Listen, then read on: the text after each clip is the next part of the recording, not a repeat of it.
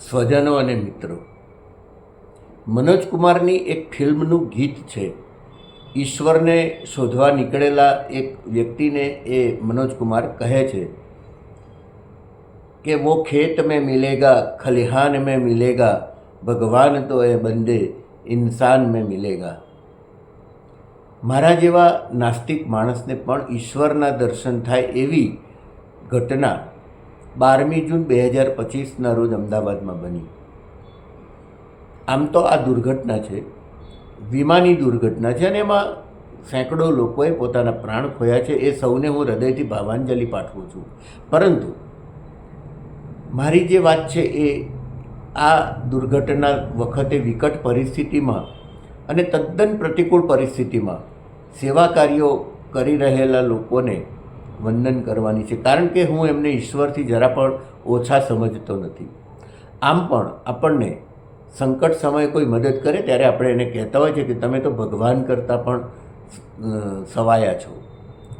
તો આવા સવાયા ભગવાનો આ દુર્ઘટના વખતે NDRFની ટીમ રૂપે આવ્યા હોય, ફાયર બ્રિગેડ રૂપે આવ્યા હોય, પોલીસ કર્મચારી રૂપે આવ્યા હોય, ડૉક્ટર રૂપે આવ્યા હોય, RSSના કર્મચારી તરીકે આવ્યા હોય કે આસપાસમાંથી દોડી આવેલા પ્રામાણિક અને સેવાભાવી માનવતાવાદી લોકો આવ્યા હોય.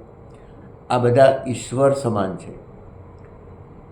તમે કલ્પના કરી શકો છો કે અમદાવાદમાં જ્યારે 44થી 45 ડિગ્રીનું વાતાવરણ ગરમીનું હોય, બપોરે 1:30-2 વાગ્યાનો ધોમધકતો સમય હોય, વિમાનની દુર્ઘટના વખતે ચારે બાજુ અગ્નિની જ્વાળાઓ હોય, કાટમાળ વેરવિખેર પડ્યો હોય, એમાંથી ડેડ બોડીઝ કાઢવા જતી વખતે હાથ ડેડ બોડીની અંદર ખૂંપી જતા હોય, ક્યાંક હાથ પગ કપાયેલા છે, ક્યાંક કોઈનું માથું કપાયેલું છે, ચારે બાજુ ચીચિયારીઓ છે. આ વેરવિખેર પરિસ્થિતિમાંથી જીવતા માણસોને જે લોકોએ બહાર કાઢ્યા, એમને સ્ટ્રેચર ઉપર સુવાડ્યા, એમ્બ્યુલન્સમાં હોસ્પિટલ સુધી લઈ ગયા. આપણે ઘેર બેઠા કલ્પના પણ ન કરી શકીએ એવું આ અદ્ભુત અને અનુમોદનીય કામ છે. જેમણે પણ આ કામ કર્યું છે એ પગારદારી હોય કે માનવતાવાદી હોય, બધાને હું વંદન કરું છું ને એ બધાએ મારે મન ઈશ્વર જ છે. કારણ કે ઈશ્વર તો જે આપણને મદદ કરે, આપણું સારું કામ કરે, માનવતાનું કામ કરે, અને આપણે ઈશ્વર કહી શકીએ, એમાં કંઈ ખોટું નથી.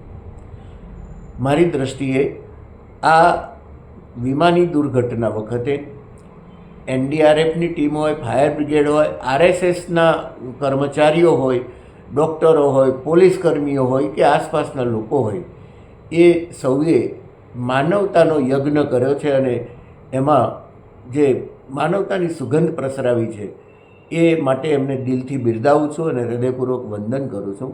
એ લોકોને વંદન કરવા માટે અને એમાં મેં ઈશ્વરનો સાક્ષાત્કાર કર્યો છે એટલું કહેવા માટે જ આજનો વિડીયો કર્યો છે. બાકી સૌ દિવંગત આત્માઓને ભાવાંજલિ પાઠવીને આભાર સાથે આજનો વિડીયો પૂરો કરું છું. ફરીથી મળીશું.